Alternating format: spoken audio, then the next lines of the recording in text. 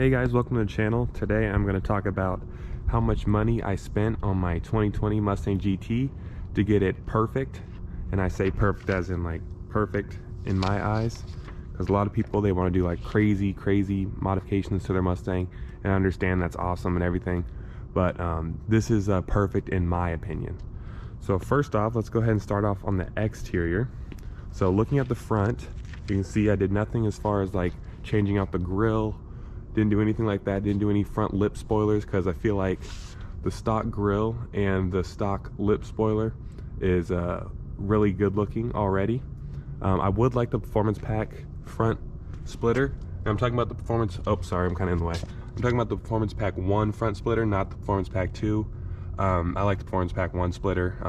It's just like this one, just a little bit beefier, a little bit longer, wider. So nothing in the front.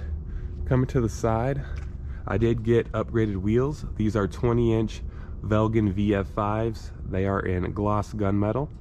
I have 275 35/20s in the front, and I have 305 35/20 in the rear. The rim size is 10-inch in the front and 11-inch in the back.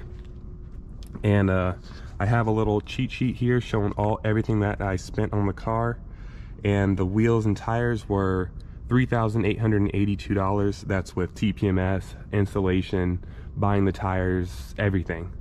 So wheels are $3,882, and I think that really made the outside look a lot better. I did get Stita lowering springs, and that costed me with installation $646. Yes, I know I spent a fortune in installation, but I don't know how to do it myself, so that's just kind of what I have to do. Coming around to this side here, obviously it looks the same. I did do red brake calipers, as you can see here. Did do some red calipers with a little Brembo logo on there. That costed me $500 with installation, paint, everything. That was $500. Again, I had to have a shop install it because I'm not good at doing stuff myself. When I do it myself, I end up screwing it up. You can see there, that's what the rear caliper looks like. It's not a big caliper like the front, it's just like a normal one. Coming here to the back, you can see I did a GT350 track pack style spoiler. I think this spoiler and the Performance Pack spoiler fits the Mustang body style the best, in my opinion. So I think this one gives it a nice, aggressive, not too aggressive or ricey, perfect look in the back. That's just my opinion. This costed me, and this I actually did myself, surprisingly, with the help of my brother, so I guess I didn't do it all myself. This costed $97.53. to buy it, have it shipped out to my house, tax, everything. By the way, all these prices include tax as well, because that's obviously included in the cost. You can see I didn't do any sort of badges. I kept the chrome GT badges because it matches my exhaust tips. Oh yeah, I need to talk about the exhaust too. So I got a Borla S-type cat back exhaust, so it's the full system, starting from obviously the cats all the way back.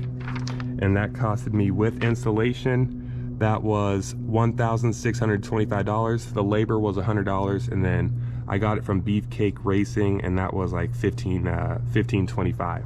That's with tax and everything. So the exhaust was another $1,500. You can see it adds up really fast. Another thing I forgot to mention is the window tint. I did get some high quality ceramic window tint, 15% on the front 2 and 5% on the back 3. I really like having the 5% in the back, so then when people are behind you, they can't just like stare down your interior, and also, you know, keeping the sun out and everything like that. So the window tint costed $305, which was actually a little bit less than it costed when I did my EcoBoost, but I did go to a different shop. But it looks like the quality of work was really good too. I did make a video on before and after with the window tint, so I do really like that. But on the exterior, I believe that's it. So that's everything for the exterior, so let's go ahead and hop on the interior and see what I did there.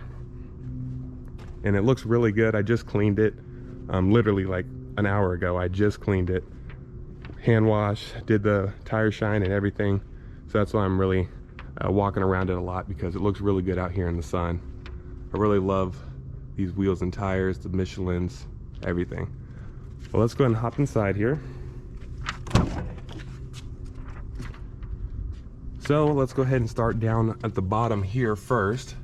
So you can see we have the aluminum pedals from the premium. Those are just some pedal covers I got off of eBay. Then I also got this brushed dead pedal. That was actually a little bit more expensive. That one was, let's see. Actually no, the dead pedal was $32, and then the pedal covers were only, it was around like $18.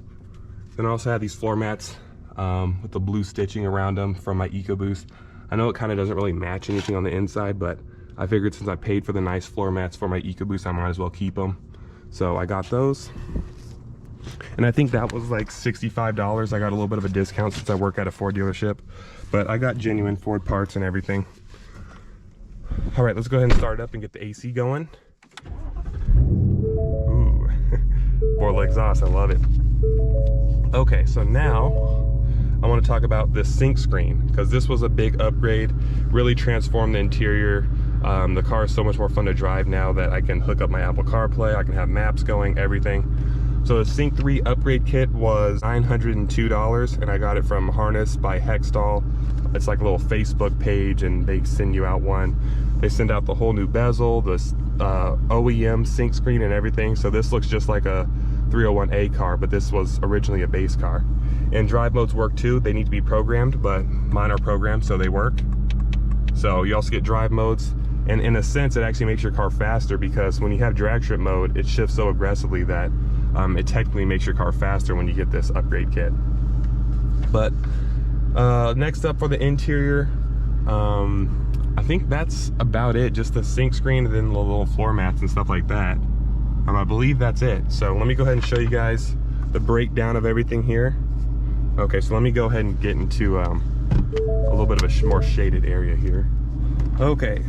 So Mustang sunscreen, a lot of the stuff you can see in my notes, I put on there that I transferred it from my EcoBoost, because obviously them both being Mustangs, you can transfer stuff over. The gas and brake covers, premium floor mats, all that stuff. Oh yeah, I forgot to mention the hood struts.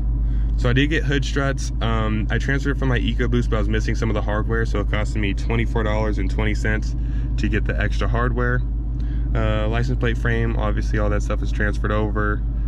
Oh yeah, I forgot about that, the Diode Dynamics LED interior kit. So I did get the LED interior lighting.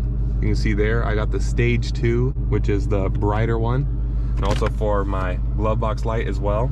It's the bright Stage 2 kit. And really made the interior a lot brighter at night, and it looks way more premium. Seated trunk prop, my brother got that for me as a gift, so that didn't cost me anything. Steeda sound tube delete kit, that's under the hood. So what that is that has like a little grommet where you can block the hole that leads into the cabin, and you can put a little like cap on the intake tube so that you can take off that stupid sound tube. And oh yeah, and I got the Lund tune. So I currently have the Lund tune on right now. I'm on my Lund 91 pump gas tune.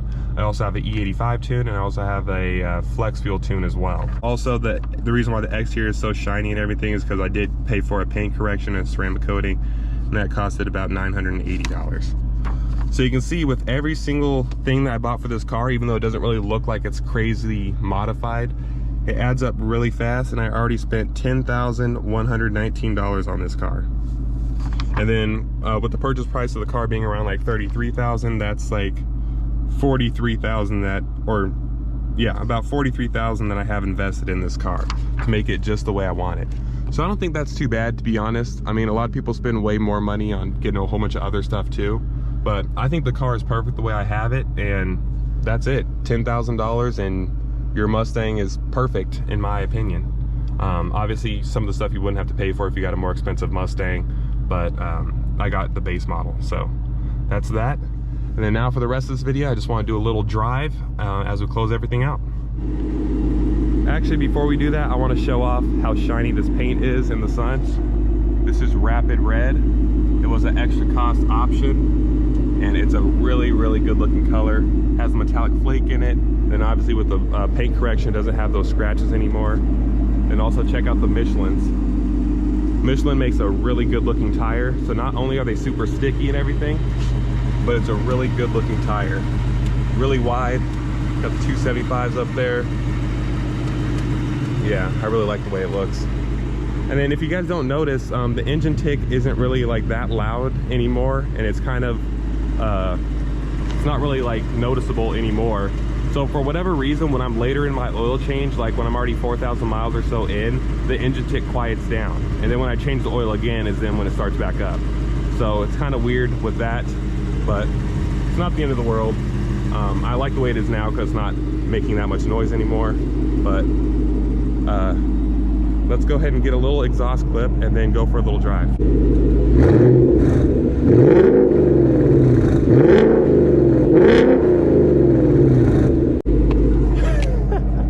I gotta admit, the Borla sounds pretty good.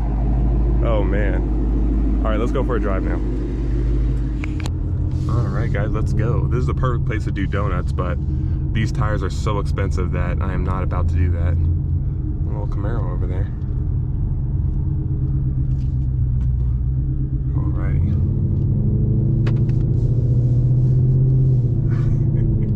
This car is so fun to drive. Oh, perfect, it's blocked off, so I guess we have to go this way. Alright guys, just turned off traction control. Not advanced track because I'm not crazy, but we will put on sport mode here. Just with S. I'm not going to mess around with the dry modes because then I have to change it back when I want to just cruise normally. So I like being able to just pull it back to S and then move back up into drive.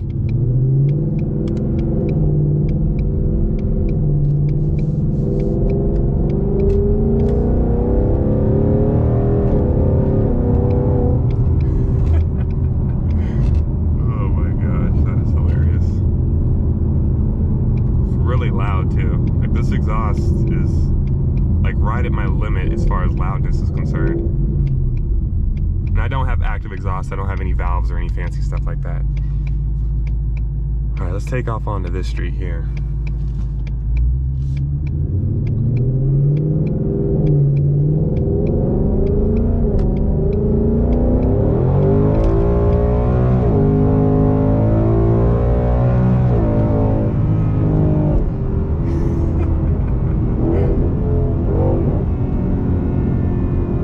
Mode is really aggressive.